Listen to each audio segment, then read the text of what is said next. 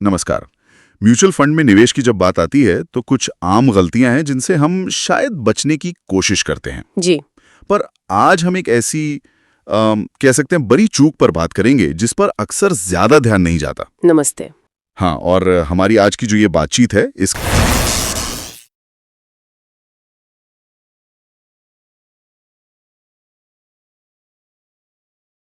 तो इसी से हम कुछ जरूरी बातें समझने की कोशिश करेंगे। हाँ, तो मतलब हमारा मकसद साफ है, म्यूचुअल फंड निवेशक जो गलतियां करते हैं उन्हें समझना। बिल्कुल। पैसा बनाने की सही रणनीतियां क्या हो सकती हैं, उन पर रोशनी डालना, और एक जो आपने कहा वो अनदेखा पहलू, निवेशकों के अधिकार। हाँ, निवेशकों के अधिकार, खासकर वोटिंग अधिकार, इस पर भी गौर करेंगे। और साथ में भाई बाजार की उठापटक से कैसे निपटना है, फंड कैसे चुनना है, ये सब बातें भी होंगी। बिल्कुल। तो शुरुआत करते हैं उन गलतियों से जो निवेशक अक्सर कर बैठते हैं। एक बहुत आम बात है, जैसे ही बाजार थोड़ा गिरता है, हाँ, घबराहट होती है। हाँ, घबराकर या तो निवेश रोक देते हैं या फिर पैसा निकाल लेते हैं।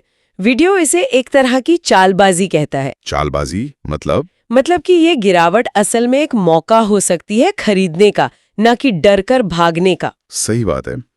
अच्छा, और एक गलती जो मैंने भी देखी है, फंड का प्रदर्शन अगर थोड़े समय के लिए, मतलब कुछ महीनों के लिए खराब हो गया तो फटाफट बदल देते हैं। हाँ, तुरंत स्विच कर लेते हैं। इस पर वीडियो क्या कहता है? वीडियो की सलाह है कि इसमें जल्दबाजी ठीक नहीं, खासकर अगर फंड का AUM मतलब एसेट अंडर मैनेजमेंट, जो फंड का साइज बताता है। हाँ, वो अगर काफी बड़ा है, मान लीजिए 5,000 करोड़ रुपए से ज्यादा, तो अक्सर उसमें बने रहना बेहतर होता है। क्यों? ऐसा क्यों? माना जाता है कि जो अनुभवी फंड मैनेजर्स होते हैं वो अपनी पिछली गलतियों से सीखते हैं और अपनी रणनीति को सुधारते हैं। एकदम से उम्मीद नहीं छोड़नी चाहिए। अच्छा, तो मतलब लंबी अवधि का नजरिया रखना बहुत जरूरी है। बिल्कुल बिल्कुल, खासकर इक्विटी डाइवर्सिफाइड फंड्स में, जिनमें अलग अलग सेक्टर की कंपनियों में पैसा लगता है। और स्मॉल कैप में तो शायद और भी ज्यादा। हाँ, स्मॉल कैप में तो ये और भी जरूरी हो जाता है। वीडियो में एक उदाहरण भी दिया गया है निपॉन ग्रोथ फंड का। अच्छा। किसी ने 15 साल पहले उसमें 3,000 रुपए महीने की SIP शुरू की थी। ठीक है। और आज 15 साल बाद उसकी कीमत करीब 4.5 लाख रुपए है। ये लगभग 20.6% सालाना रिटर्न बनता है। अरे वाह, ये तो कमाल का रिटर्न है। जी, तो ये दिखाता है कि लंबे समय तक टिके रहने में कितनी ताकत है। समझ गया। तो ये तो हुई कुछ आम गलतियां। अब आते हैं उस खास मुद्दे पर जिसे वीडियो सबसे बड़ी गलती कह रहा है, ये वोटिंग अधिकारों की कमी। ये क्या मामला है? हाँ, ये एक बहुत ही दिलचस्प और कह सकते हैं गहरा मुद्दा है। देखिए, म्यूचुअल फंड निवेशक जो होते हैं, हाँ, भले ही उनके निवेश के जरिए किसी कंपनी में उनकी अच्छी खासी हिस्सेदारी बन जाए, पर उन्हें उस कंपनी के बड़े फैसलों में सीधे वोट डालने का अधिकार नहीं मिलता। अच्छा, पर वोटिंग तो होती होगी? होती है, लेकिन फर्क है। जैसे समाज में होता है एक व्यक्ति एक वोट, हाँ, कंपनियों में वोटिंग होती है शेयर होल्डिंग के आधार पर। जिसके पास जितने ज्यादा शेयर, उसके उतने ज्यादा वोट। तो इसका मतलब ये हुआ कि जो बड़े शेयर होल्डर हैं, जैसे कंपनी के डायरेक्टर या प्रमोटर, जी, वो कंपनी के मुनाफे का इस्तेमाल कैसे करना है ये ज्यादा आसानी से तय कर सकते हैं, भले ही वो छोटे निवेशकों के हित में न हो। हाँ, इसकी संभावना तो बनती है।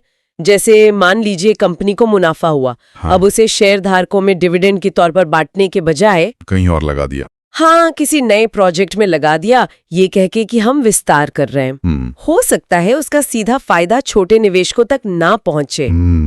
इसी वजह से वीडियो में कुछ मांगे उठाई गई हैं, जैसे एक खोपड़ी एक वोट, मतलब हर निवेशक को बराबर वोटिंग अधिकार मिले। दिलचस्प। और कंपल्सरी प्रॉफिट ट्रांसफर, यानी मुनाफे का एक तय हिस्सा शेयरधारकों को देना ही होगा। अच्छा, ताकि निवेशकों का भी मुनाफे पर कुछ नियंत्रण रहे, बिल्कुल, उनके हितों की सुरक्षा हो सके। ये वाकई सोचने वाली बात है। चलिए अब कुछ व्यवहारिक रणनीतियों पर आते हैं। वीडियो में कुछ सलाह भी दी गई है, जैसे अगर किसी को एक साथ, मतलब एक मुश्त बड़ी रकम लगानी हो तो। हाँ, उनके लिए STP यानी सिस्टमैटिक ट्रांसफर प्लान एक अच्छा तरीका हो सकता है। वो कैसे काम करता है? इसमें ऐसा करते हैं कि पैसा पहले एक कम जोखिम वाले फंड जैसे डेट फंड में डाल देते हैं। ठीक है। और फिर वहां से धीरे धीरे किश्तों में पैसा इक्विटी फंड में ट्रांसफर होता रहता है। अच्छा, तो इससे बाजार के उतार चढ़ाव का असर कम हो जाता है। जी बिल्कुल, और शुरुआत में जो मूल रकम है वो भी काफी हद तक सुरक्षित रहती है। ये तो अच्छी रणनीति है। और अगर किसी को निवेश से नियमित आय चाहिए हो, जैसे रिटायरमेंट के बाद लोग चाहते हैं। उसके लिए SWP सिस्टमैटिक विड्रॉल प्लान सुझाया गया है। अच्छा। इसमें आप अपने निवेश से हर महीने या हर तिमाही एक तय रकम निकालते रहते हैं। वीडियो में हाइब्रिड फंड्स का जिक्र है इसके लिए। हाइब्रिड फंड्स क्यों? क्योंकि उनमें इक्विटी और डेट दोनों का मिश्रण होता है, तो जोखिम थोड़ा संतुलित रहता है, जो नियमित आय के लिए ठीक माना जाता है। सही है। और एक सलाह जो हमेशा दी जाती है, डाइवर्सिफिकेशन, मतलब अपने निवेश को फैला कर रखना। हाँ, वो तो बहुत जरूरी है। और सिर्फ अलग अलग तरह के फंड्स में ही नहीं, बल्कि अलग अलग AMC यानी एसेट मैनेजमेंट कंपनियों में भी अपना पैसा बांटना समझदारी है। किसी एक ही AMC पर पूरी तरह निर्भर रहना ठीक नहीं। हाँ, ये बात भी ध्यान रखने वाली है। अच्छा, एक और बहुत जरूरी बात वीडियो में कही गई है, खासकर अगर कोई दूसरों के पैसे लगा रहा हो, जैसे माता पिता के। हाँ बिल्कुल, जैसे अपने माता पिता के पैसे निवेश कर रहे हैं और शायद उन्हें म्यूचुअल फंड के जोखिमों की उतनी समझ न हो, तो बहुत ज्यादा सावधानी बरतनी चाहिए। वीडियो कहता है कि शुरुआत हमेशा छोटी रकम से करें, एकदम से बड़ा अमाउंट न लगा दें। सही बात है, धीरे धीरे विश्वास बनाएं। बिल्कुल सही। तो कुल मिलाकर अगर देखें तो कुछ मुख्य बातें निकल कर आती हैं।